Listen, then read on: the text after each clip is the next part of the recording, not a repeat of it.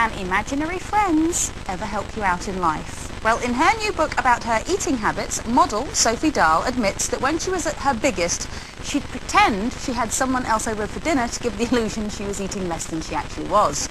So when she ordered her Thai takeaway, she'd shout, "Do you want sticky rice, Bob?" to someone who wasn't really there. So has a phantom friend ever come in handy for us ladies ever? Oh, yes. Do you not think?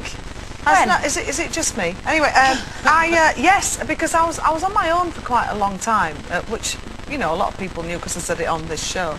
And I used to sometimes get the most boring man in the pub trying to chat me up.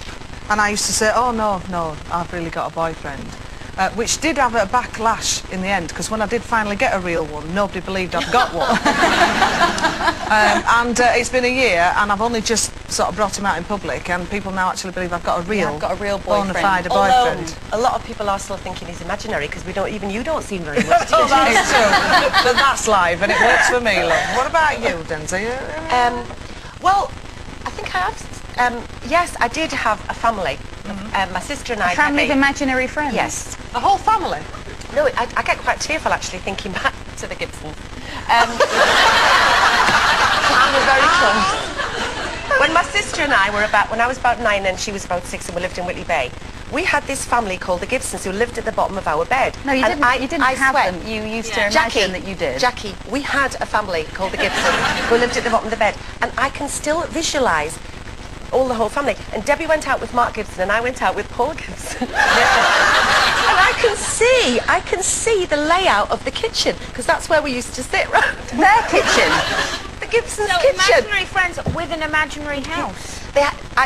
At the bottom of your bed. So I was 9 and 6, a long time ago, and we used to go night mum, night dad, and under we'd go to our boyfriends. And I can remember the gingham on that sort of plastic tablecloth thing that they had.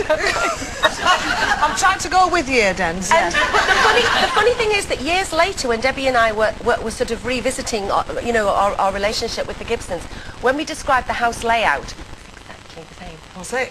Our memory was the same. Our memory was the same. Because I'm just getting Hilda Baker. Do you know, I think the bottom of her bed was Narnia. What do you think?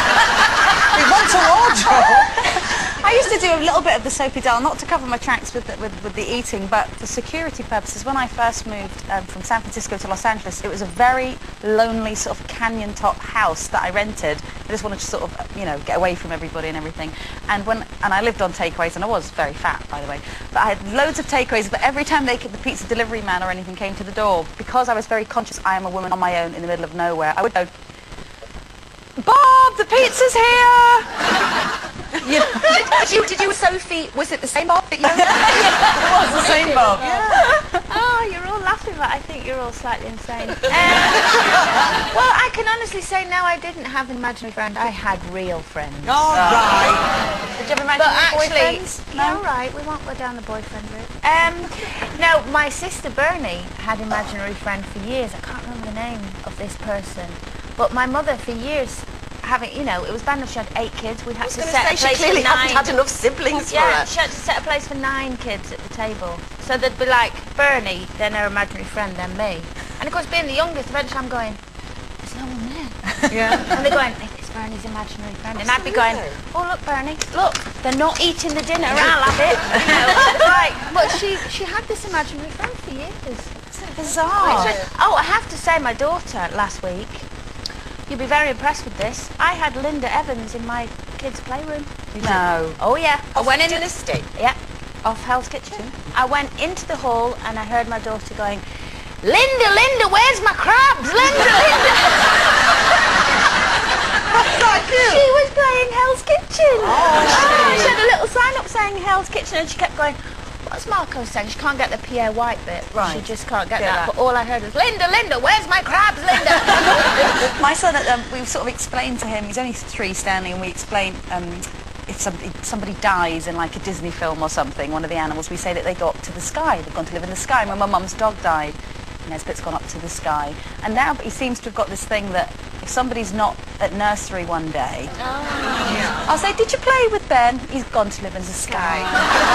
Half the nursery wiped out. Well, Louis doesn't have an imaginary friend. Louis just has an imaginary life. Which really is another way of saying he's a compulsive liar, I think. And when I went to school Parents' Day the other day, obviously because you're on the telly as well, the teacher went to me, what were they like then, status quo? I went, what do you mean? She said, well, Louis told us that they came for tea because they were making a video in the area. Never even met them, never even spoken about them. He also told me when he first started school when he was 4, when I said, all the other kids, what did you do today? Oh, we did crayon, and what did you do play in the sand? He said, Miss Chadwick teached us in just a bra and knickers. That's what he said to me when he was 4. Have you checked under his bedclothes to see he's not in the same place he used to be? I've looked through Miss Chadwick's window once or twice just to make sure.